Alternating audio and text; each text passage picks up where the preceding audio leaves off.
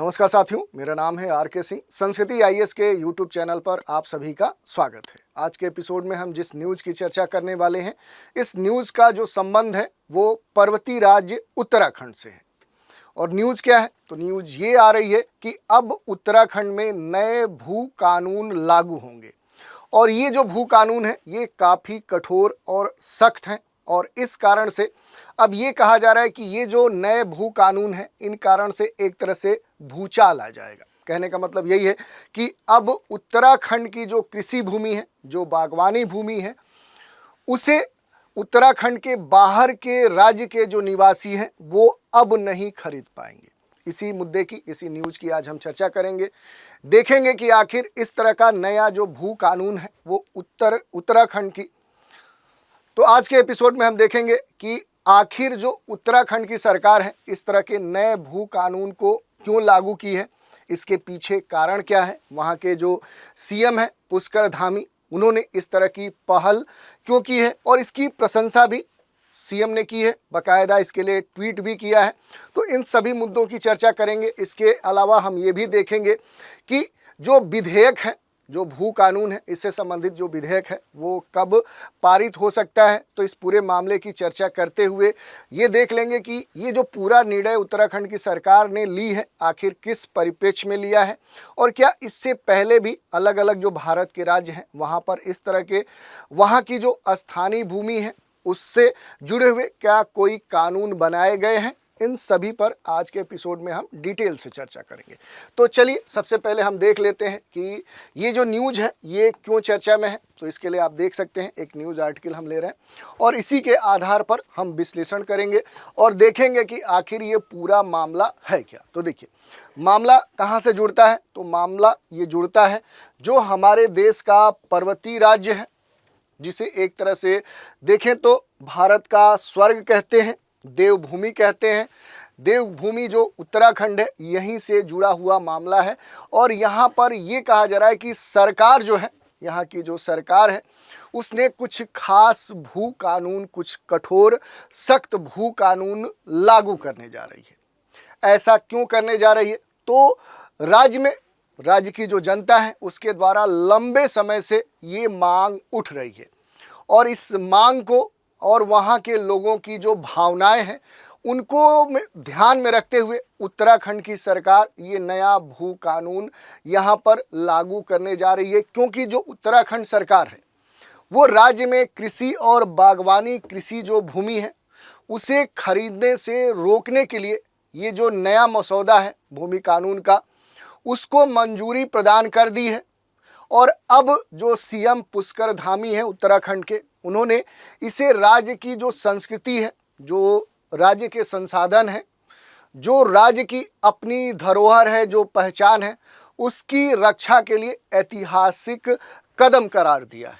और अब ये देखने वाली बात है कि ये जो विधेयक है अब कब ये पास होगा। तो इसके संदर्भ में ये कहा गया कि अब विधानसभा के चालू सत्र में, उस चालू बजट सत्र में इस विधेयक को पेश किया जाएगा और उसके बाद ये पूरी तरह से कानून बन जाएगा और अब वहाँ उत्तराखंड में ये लागू हो जाएगा। तो हम देखेंगे कि क्या ये पूरे उत्तराखंड में लागू होगा, क्योंकि इसके बारे में कुछ महत्वपूर्ण बातें कही गई है कि जो उत्तराखंड है, उत्तराखंड राज्य है, वहाँ 13 में से, क्योंकि आप देखेंगे उत्तराखंड में कुल कितने डिस्ट्रिक्ट हैं, तो यहाँ पर कुल 13 जिले हैं, कुल टोटल 13 डिस्ट्रिक्ट्स हैं। उनमें से जो 11 डिस्ट्रिक्ट्स हैं, जो 11 जिले हैं, वहाँ पर कृषि भूमि और बागवानी भूमि खरीदने या वहाँ जो खरीद फरोख्त हो रही थी उसे रोकने के लिए ये नया जो मसौदा है ये उत्तराखंड की जो गवर्नमेंट है उसने यहाँ पर ला दिया है। और इसी कारण से वहाँ के जो चीफ मिनिस्टर हैं इस कदम को एक ऐतिहासिक कदम बता रहे हैं। तो अब ये जल्द ही विधानसभा में विधेयक पेश होगा और उसके बाद ये कानून बन जाएगा। अब इस पूरे मामले में अगर हम बात करते हैं कि भूमि कानून की मांग पर जो मुख्यमंत्री की प्रतिक्रिया है आखिर ये क्या है, तो पहले हमने देखा कि जो सीएम पुष्कर धामी है बाकायदा इस मसौदे को लेकर ट्वीट कर चुके हैं। यहाँ पर पुष्कर सिंह धामी इस ट्विटर अकाउंट से ये कहा गया कि राज्य संस्कृति और मूल स्वरूप की रक्षक हमारी सरकार, ये बात कही गई है। और यहाँ पर चीफ मिनिस्टर का ये कहना है कि प्रदेश की जो जनता है उसकी लंबे समय से मांग उठ रही थी और उन मांग और उन लोगों की भावनाओं को ध्यान में रखते हुए, उनका सम्मान करते हुए अब जो सरकार है, जो राज्य सरकार है, ये राज्य की कृषि और बागवानी कृषि को खरीदने से रोकने के लिए नया जो मसौदा है वो ला चुकी है। और इस कानून के मसौदे को लाने के पीछे जो राज्य सरकार की मंशा है वो राज्य के जो संसाधन है, जो सांस्कृतिक धरोहर है, जो नागरिकों के अधिकार हैं, इस प्रकार के जो मूल कह सकते हैं कि तथ्य हैं, इनको बचाने को ध्यान में रखते हुए राज्य सरकार ने ये कदम उठाया है। तो इस तरह की बातें यहाँ पर जो पुष्कर धामी हैं उन्होंने कही हैं। अब सबसे महत्वपूर्ण विषय ये हो जाता है कि आखिर ये जो नया सख्त कठोर भूमि कानून है ये है क्या और इसमें क्या बातें कही गई हैं। तो देखिए, इस पर हम चर्चा करेंगे। बाहरी लोगों पर कृषि भूमि खरीदने का पूरी तरह से क्या है, ये जो नया कानून है ये बैन लगाता है, उसे पूरी तरह से प्रतिबंधित करता है। और इसमें ये कहा गया है कि जो हरिद्वार है, जो उधम सिंह नगर है, इन दो डिस्ट्रिक्ट को, ये दो जो ज़िले हैं इनको छोड़कर जो उत्तराखंड के अन्य 11 ज़िले हैं, उन ज़िलों में गैर उत्तराखंडी जो है वो कृषि और बागवानी जो भूमि है उसको खरीद नहीं सकेंगे। जो पहले क्या हो रहा था इसके ठीक परिस्थिति थी, इस तरह का कोई यहाँ पर प्रोहिबिशन नहीं था। और अब ये नया कानून लागू होगा। इसमें यह भी कहा गया कि अब जिला जो मजिस्ट्रेट होंगे उनको भी भूमि खरीद को मंजूरी देने का अधिकार नहीं दिया गया है इस नए कानून में, क्योंकि इससे पहले इस तरह की बातें नहीं थी और उसमें जो जिला मजिस्ट्रेट हैं उनको कुछ अधिकार दिए गए थे इस तरह के भूमि खरीद और इसकी बिक्री को लेकर, लेकिन उसका दुरुपयोग हो रहा था। और इसको ध्यान में रखते हुए अब नए कानून में इस तरह की बात कही गई है। इसके अलावा देखिए, भूमि लेन देन के लिए समर्पित एक पोर्टल बनाया गया है। राज्य में जो भी भूमि होगी, जो लैंड होगा, उसके खरीद बिक्री की निगरानी की जा सके, उससे कहीं ना कहीं एक तरह से सुपरविजन के स्तर पर लाया जा सके, इसके लिए एक खास विशेष जो पोर्टल है वो बनाया गया है, जिससे उत्तराखंड के बाहर के जो राज्य के लोग हैं, जो निवासी हैं, उनके द्वारा की गई कोई भी खरीदारी जो होगी वो ऑनलाइन दर्ज हो जाएगी। तो ये बात कही गई है। भूमि खरीदने वालों को धोखाधड़ी रोकने के लिए हलफनामा देना अनिवार्य कर दिया गया है। एफिडेविट देना होगा, ये महत्वपूर्ण डॉक्यूमेंट्स आपका जमा हो जाएगा, जिससे कहीं ना कहीं जो फर्जीवाड़े हो रहे थे उन पर कंट्रोल किया जा सकता है। इस कारण से सरकार ने इस तरह के क्लाज इसमें जोड़े हैं। कठोर जो भू उपयोग नियम है, इसमें यह कहा गया कि अब नगर पालिका जो क्षेत्र है, ऐसे क्षेत्रों में भूमि का जो उपयोग है वो केवल कुछ खास नियमों के तहत ही किया जा सकता है, ये स्पष्ट कर दिया गया है। और यदि कोई व्यक्ति, कोई संगठन या इस तरह का कोई भी बॉडी है जो इन नियमों का उल्लंघन करते पाया जाता है, तो सरकार क्या करेगी, तो उसकी जो लैंड है, उसकी जो प्रॉपर्टी है, उस पर सरकार का अधिकार हो जाएगा।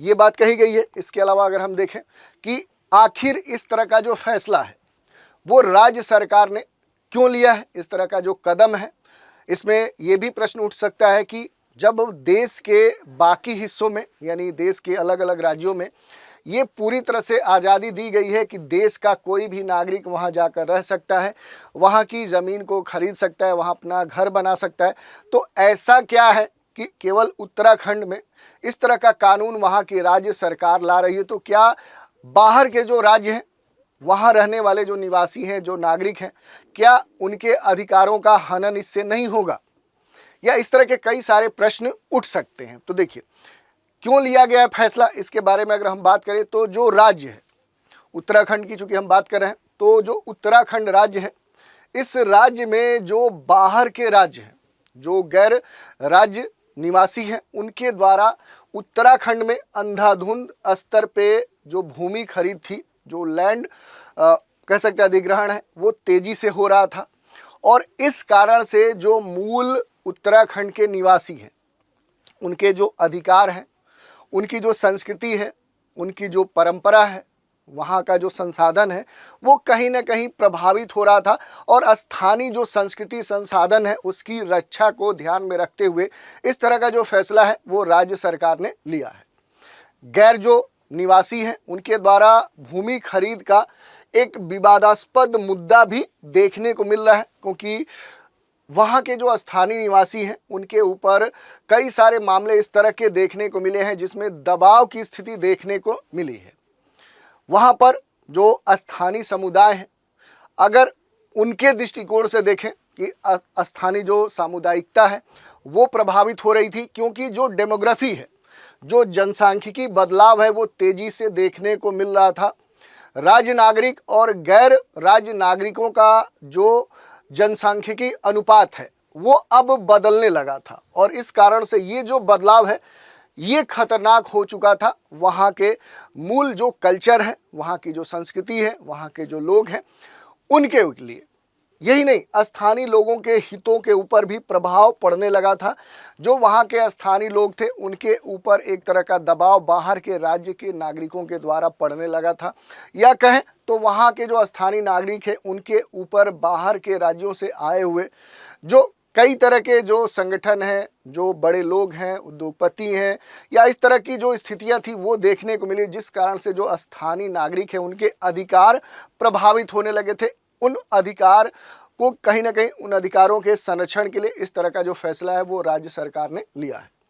कई स्थानीय जो संगठन है, राजनीतिक दल है, ये लंबे समय से देखें तो हिमाचल प्रदेश की तरह ही अब देवभूमि जो उत्तराखंड है, यहाँ पर इस तरह के नए कानून लागू करने की मांग कर रहे थे। और इसी मांग और वहाँ के नागरिकों के जो कह सकते हैं भावनाएं हैं उनको ध्यान में रखते हुए सरकार ने इस तरह के जो कानून हैं वो लाए हैं। इसके लिए विधेयक ला दिया है, अब जल्द ही ये कानून बन जाएगा। अब देखिए, इसमें अगर बात करें भूमि कानून का जो ऐतिहासिक परिप्रेक्ष्य है, इसके बारे में देखें, अलग अलग समयों पर परिवर्तन देखने को मिले हैं। 2003 में तत्कालीन जो मुख्यमंत्री ND तिवारी थे, इन्होंने पहाड़ी क्षेत्र में बाहरी लोगों के लिए 500 वर्ग मीटर भूमि खरीद की जो सीमा है ये लागू की। यानी कि बाहर के जो राज्य हैं वहाँ से अगर कोई व्यक्ति आकर उत्तराखंड में भूमि खरीदना चाहता है तो वो कितना खरीद सकता है, तो वो 500 वर्ग मीटर ही केवल भूमि खरीद सकता है। इसमें परिवर्तन देखने को मिला। 2007 में भाजपा की सरकार आई, उसमें मैं देखें तो मुख्यमंत्री BC खंडूरी हैं, इन्होंने इस सीमा को घटाकर 250 वर्ग मीटर कर दिया कि अब केवल बाहर के राज्यों के जो नागरिक हैं वो उत्तराखंड में केवल 250 वर्ग मीटर ही जमीन खरीद सकते हैं। 2017 में मुख्यमंत्री त्रिवेंद्र सिंह जो रावत हैं, ये भी भाजपा से संबंधित है, इन्होंने बाहरी लोगों पर सभी सीमाएं हटा दी, जिसमें बड़े पैमाने पर जो बाहर के लोग थे उन्होंने वहां पर निवेश किया और बड़े स्तर पे वहां पर भूमि खरीद की। इसी कारण से देखें तो ये वर्ष 2017 सबसे महत्वपूर्ण वर्ष था जो उत्तराखंड के स्थानीय निवासियों को प्रभावित किया। इसके बाद में देखें तो 2022 में मुख्यमंत्री पुष्कर सिंह धामी ने बढ़ते विरोध के बाद भी फिर से 250 वर्ग मीटर की जो सीमा है वो लागू कर दी। और फिर 2024 में अब चूंकि नई जो सरकार है इस समय पुष्कर धामी सिंह है, इन्होंने इस सीमा को और सख्त करते हुए बाहरी लोगों के लिए पूरी तरह से जो कृषि भूमि है, जो बागवानी भूमि है, उस भूमि की खरीद पर पूरी तरह से बैन लगा दिया।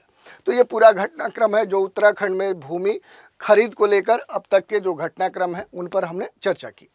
अब बात कर लेते हैं भारत के अलग अलग जो राज्य हैं वहाँ पर इस तरह के जो कठोर भूमि कानून हैं या जो स्थितियां हैं उन पर हम देखते हैं कि भारत में जो अलग अलग राज्य हैं वहाँ पर भूमि खरीद को लेकर जो कानून है वो क्या है, और ख़ासकर उन राज्यों में जहाँ पर जनजाति समुदाय अधिक है या जनजाति जनसंख्या बाहुल्य वाले क्षेत्र हैं, उनकी आबादी अधिक है, या स्थानीय लोगों के संसाधनों और उनकी पहचान की जो ज़रूरत है उसको ध्यान में रखते हुए वहाँ पर कानून बनाए गए। जो महत्वपूर्ण राज्य हैं उनमें हिमाचल प्रदेश है, ये भी एक पर्वतीय राज्य है, जम्मू कश्मीर है, नागालैंड, मिजोरम है, छत्तीसगढ़ है, झारखंड है, राजस्थान है, गुजरात है। तो ऐसे बहुत सारे जो राज्य हैं यहाँ पर इस तरह की जो स्थिति देखने को मिली, स्थानीय जो समुदाय हैं उनके अधिकार, वहाँ के संसाधनों के संरक्षण, सांस्कृतिक विरासत का संरक्षण, उसको ध्यान में रखते हुए इन राज्यों में समय समय पर नए सख्त भूमि कानून लागू किए गए और ख़ास तौर पे उन क्षेत्रों में जरूर लागू किए गए जहाँ जनजाति आबादी अधिक थी। अब थोड़ा सा एक एक करके सभी राज्यों में देख लेते हैं कि आखिर क्या बातें कही गई हैं। अगर पर्वतीय राज्य हिमाचल प्रदेश की बात करें तो यहाँ पर ये कहा गया है कि गैर कृषकों को कृषि भूमि खरीदने की अनुमति यहाँ पर नहीं दी गई है। बाहरी कोई भी व्यक्ति सरकार की विशेष अनुमति से ही इंडस्ट्री, खास तौर पे देखें तो यहाँ पर जो पर्यटन है, कोई पर्यावरण को बिना क्षति पहुंचाए हुए अगर कोई इंडस्ट्री लगा सकता है वो, या फिर जो बागवानी है या किसी अन्य उद्देश्य के लिए भूमि खरीद सकता है, लेकिन इसके लिए सरकार की विशेष परमिशन लेनी पड़ती है। राज्य सरकार को ये भी अधिकार है कि वो भूमि की बिक्री पर प्रतिबंध लगाए और भूमि की जो उपयोगिता है उस पर अगर कोई प्रभाव पड़ रहा है तो उस पर भी निगरानी रखे। इसके अलावा देखिए जम्मू कश्मीर की स्थिति देखते हैं।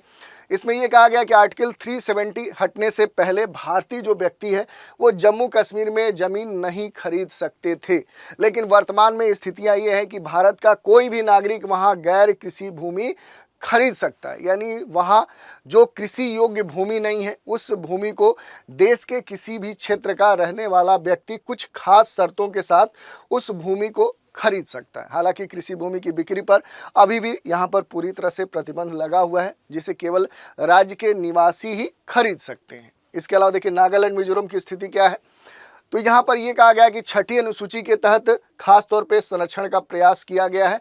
गैर नागरिक यानी गैर जो राज्य नागरिक हैं या गैर निवासी हैं उनको भूमि खरीदने की अनुमति नहीं दी गई है। भूमि का जो स्वामित्व है मुख्य रूप से जो जनजाति समुदाय है उन्हीं के पास दिया गया है, और सरकार के संदर्भ में भी कहा है कि सरकार भी बिना जनजाति परिषदों की सहमति के बिना इन राज्यों में, यानी हम बात करें नागालैंड और मिजोरम, इन दोनों राज्यों में क्या है कि सरकार भी कोई अधिग्रहण नहीं कर सकती, ये बात कही गई है। वहीं मेघालय, मणिपुर, अरुणाचल प्रदेश, यहाँ पर ILP प्रणाली है यानी इनर लाइन परमिट प्रणाली लागू है। बाहरी व्यक्तियों को राज्य में बसने या भूमि खरीदने के लिए विशेष परमिशन लेने की आवश्यकता पड़ती है। अधिकांश तौर पे ये देखा जाता है कि यहाँ पर सामान्य अधिकांश जो भूमि है उसकी पारंपरिक जनजाति जो निकाय के स्वामित्व है उन्हीं के स्वामित्व में ये भूमि देखने को मिलती है। छत्तीसगढ़ और झारखंड में संथाल परगना टेनेंसी जो एक्ट है और छोटा नागपुर जो टेनेंसी एक्ट है, इसके तहत कुछ खास कानून बनाए गए हैं जिसमें ये कहा गया है कि अनुसूचित जनजातियों की जो भूमि है ये गैर आदिवासियों को बेची नहीं जा सकती, और विशेष परिस्थितियों में जिला कलेक्टर की अनुमति से ही जो भूमि का हस्तांतरण है वो किया जा सकता है। राज्य के बाहर के जो लोग हैं वो जमीन लीज पर तो ले सकते हैं, पट्टे पर तो ले सकते हैं, लेकिन उसको खरीद नहीं सकते हैं, उस भूमि पर अपना स्वामित्व अधिकार नहीं बना सकते हैं।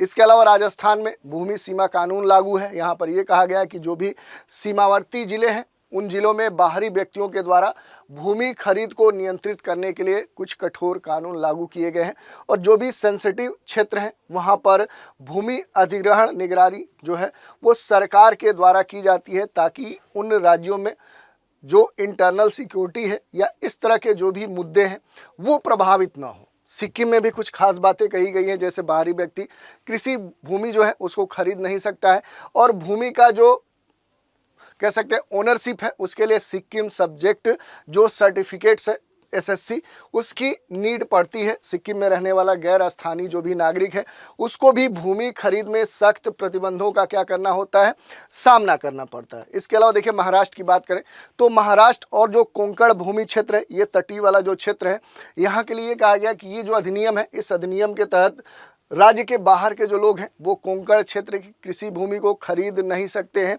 ये इसीलिए किया गया कि यहाँ के जो स्थानीय लोग हैं उनके जो अधिकार हैं वो प्रभावित न हो। यदि कोई व्यक्ति कृषि भूमि खरीदना चाहता है तो उसे सरकार से विशेष अनुमति लेनी पड़ेगी, और उसमें दर्शाना होगा कि वहाँ के स्थानीय लोगों के जो अधिकार हैं, उनकी जो सभ्यता संस्कृति है वो प्रभावित नहीं होगी।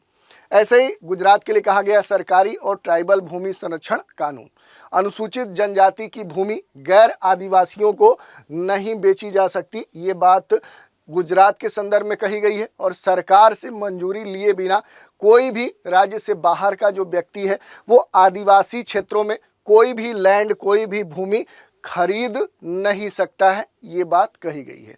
तो इस तरह से हमने देख लिया कि आखिर जो आज न्यूज है कि अब उत्तराखंड में नए भू कानून लागू हो गए।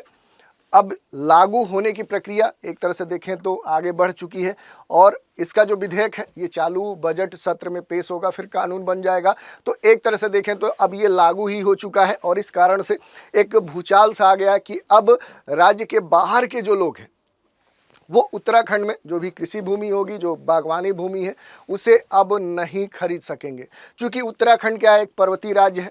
इसके अलावा टूरिस्ट के लिए काफ़ी जाना जाता है, वहाँ पर इंडस्ट्री के लिए काफ़ी कह सकते हैं कि संभावना है और लोगों के रहन सहन के दृष्टिकोण से देखें तो जो उत्तराखंड है वो काफ़ी कहें तो महत्वपूर्ण है और इस कारण से देश के अलग अलग क्षेत्रों से जो लोग हैं वो वहाँ जाकर बसना चाहते हैं, वहाँ की ज़मीनें खरीदना चाहते हैं, वहाँ अपना आवास, अपना व्यवसाय या इस तरह की जो भी स्थिति है उसे स्थापित करना चाहते हैं। और इसी को ध्यान में रखते हुए वहाँ की सरकार ने स्थानीय निवासियों की मांग, उनकी जो ज़रूरतें हैं, उनके जो अधिकार हैं, उनके जो संसाधनों पर उनका अधिकार है या फिर कहें उनकी जो भावनाएं हैं, उनको ध्यान में रखते हुए इस तरह के उत्तराखंड में नए कठोर सख्त भूमि कानून लागू किए हैं।